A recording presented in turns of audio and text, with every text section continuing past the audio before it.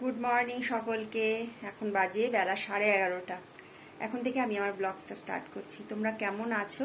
আশা করি সবাই ঈশ্বরের কৃপায় ভালো আছো। আমিও ভালো আছি।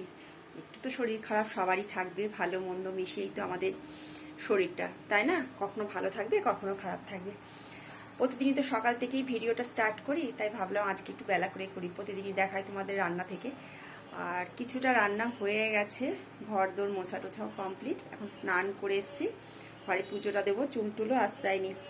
পুজোটা আগে দিয়ে নেবো, আজকে যেহেতু মঙ্গলবার একটু সময় লাগবে। পুজোটা দিয়ে তারপরে কিছুটা রান্না বাকি আছে, সেটা করব। তাহলে আমার সঙ্গে তোমরা থাকো, ভিডিওটা দেখতে থাকো, আশা করি তোমাদের ভালো লাগবে। আর চ্যানেলটা প্লিজ একটু সাবস্ক্রাইব করে আমার পাশে থেকো। এখানে পুজো করতে বসে গেছি। আর পুজো করার আগে আমি যে কাজটা সবার আগে করি সেটা হচ্ছে আগে প্রদীপটা ধরিয়ে ধূপকাঠিটা ধরিয়ে নিই, তারপর পুজোটা করি। আর করি হচ্ছে তোমার শনি মঙ্গল বৃহস্পতি এই 3টে দিন না আমি প্রদীপের মধ্যে একটু কর্পূর দিয়ে দিই। দেখলে তোমরা কর্পূরটা দিলাম, আর ধুনোটাও ধরানোর সময় কর্পূরটা দিয়ে নিই। তোমরা এই কাজটা করো, দেখো তাতে তোমাদের সংসারের মঙ্গল হবে। সংসারের মঙ্গলের জন্যই তো আমরা সবটা করি, সংসারে স্ত্রী বৃত্তি যাতে আসে, যাতে মঙ্গল হয়। আর এই সমস্ত ধুনোর ঘরটা, কর্পূর দেওয়া ধুনোটা সমস্ত ঘরে দেখিয়ে নেবে। এতে কী হয়, নেগেটিভ এনার্জিও অনেক দূর হয়ে যায়, খুব ভালো হয়। কর্পূরটা ধরানো এমনিও খুব ভালো। তারপর চলে এসেছিলাম রান্নাঘরে। তোমাদের তো দেখানো হয়নি আজ আমি কি রান্না বান্না করেছি। সকালে তো তোমাদের দাদা থাকতে থাকতে কিছুটা করে নিয়েছিলাম, অরড় ডাল করেছিলাম লাউ দিয়ে, আর এখানে কপির তরকারি, এটা সকালেই হয়ে গেছিলো। তারপর পুজো দিয়ে এসে একটু বেলাও হয়ে গেছে। আর এখানে একটু কচি লাউটা ছিল, খুব ভালো লাউটা, কচি লাউয়ের ঘন্ট করেছিলাম। আর হচ্ছে তোমার একটু লাউয়ের চোখলাগুলো ভাজা করেছিলাম। এই রান্না বান্না হয়েছিল সন্ধ্যাবেলায়।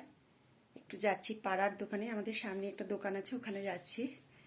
মেয়ে রাত্রিবেলা একটু মটরশুঁটির কচুরি খেতে চাইছে, তাই দেখি হিংটা পাই কিনা।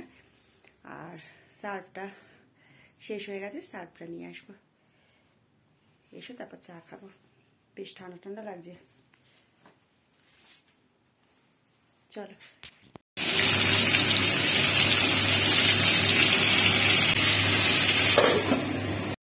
রান্নাঘরে চলে আসলাম, চাটা খেয়ে।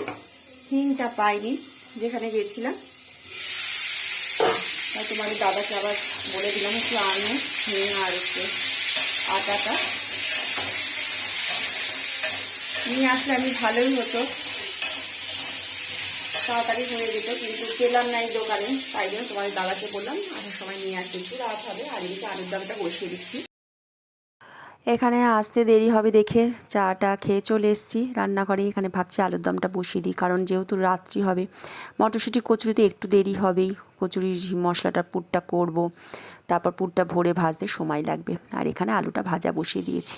আর মটরশুঁটিগুলো না ছাড়ানোই ছিল, সেগুলো মিক্সিতে একটুখানি ভাবছি পুরটা করে রাখি আদা আর লঙ্কা বাটা দিয়ে। মামুন মনে এটা খেতে চাইলো, আর তো আছেই আমার কাছে বছরখানেক, তারপর তো বিয়ে হয়ে চলে যাবে।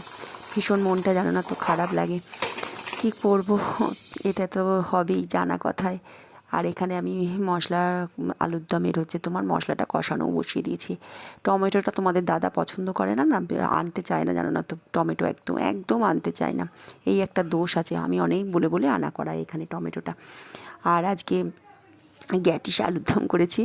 একটু মাংসের হচ্ছে তোমার মিট মশলা ছিল, সেই মশলাটাও না আমি দিয়ে দিয়েছিলাম। মাঝে মাঝে এরকম যখন কিছু থাকে না, তখন আমি দিয়ে দিই, বেশ কালারটাও আসে, আর তোমার খেতেও না ভালো লাগে। যারা করো তোমরা করো, আর যারা করো না এইভাবে একবার করে দেখো, ভীষণ ভালো লাগে কিন্তু খেতে। আলুর দমটা না খুব ভালো হয় খেতে এইভাবে, আমি এর আগেও অনেকবার করেছি। তা যাই হোক, মেয়ের দুটো খেতে চাইলো দেখি রাত্রিবেলায় করলাম, নাহলে আজকে আর করতাম না। ভীষণ মানে শরীরটাও ভালো লাগছিল না, আর একটু যেহেতু কষ্টে। অন্য সময় মামনটা আমাকে একটু হেল্প করে, কাজ করছিল, তাই ও হেল্প করতে পারিনি। আর এখানে দিয়ে আলুগুলো দিয়ে ভালো মতো আলুর দমটা কষিয়ে নিচ্ছি। তোমাদের দাদাও চলে এসেছে, আলুর দমটা আমার এখানে হয়েও গেছে, দেখো কী সুন্দর কালারটা এসেছে। আর মশলাটা যেহেতু হয়ে গেছে, তোমার পুরটা হয়ে গেছে, এবার মানে মিক্সিতে বাটা হয়ে গেছে, এবার ওটা হচ্ছে বেটে নেবো। মেয়েদের জীবনটাই না এমন ধরনের যে ছোট থেকে তুমি যাকে জন্ম দিলে, বড় করলে, মানুষ করলে, একদিন তাকে তোমার অন্যের ঘরে পাঠিয়ে দিতে হবে। সব অন্য রকম, অন্য পরিবেশ। জানি সব কিছুই ঠিকঠাক হয়ে যাবে, আমিও একদিন অনেক ছোট বয়সে এসেছি। ওরা তো এখনকার মেয়েরা তো সেটা না, একটু বড় বয়স হয়ে তবে ওদের বিয়ে থা হয়, চাকরি বাকরি করে, লেখাপড়া শেষ করে। কী করা যাবে, যখনই ভাবি চোখে জল চলে আসে। মটরশুঁটির পুরগুলো আগে সমস্ত ভরে নিয়েছিলাম, সমস্ত দেখো ভরা হয়ে গেছে পুরগুলো, আর বড় বড় করেই লেচিগুলো করেছি যাতে তাড়াতাড়ি হয়ে যায়। অনেকটা রাত হয়েছে জানো, এখন প্রায় 9:30 পৌনে 10টা বাজে, তাই তোমাদের দাদাকে আগে দিয়ে দিচ্ছি।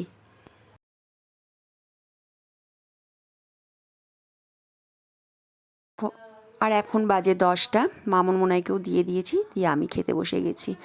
কারণ গরম গরম না দিলে ভাল লাগে না, ওদের বললাম তোরা খেয়ে নে গরম গরম। জানি না শ্বশুরবাড়ি থেকে পাবি কি পাবি না, এগুলো হচ্ছে আমার ধারণা, তোমরা কিছু মনে করো না। জানি এখন সমস্তটাই অন্যরকম। যাই হোক, ভিডিওটা যদি ভালো লাগে তাহলে একটা লাইক করো, কমেন্ট করো, আর তোমরা সবাই খুব ভালো থেকো, সুস্থ থেকো।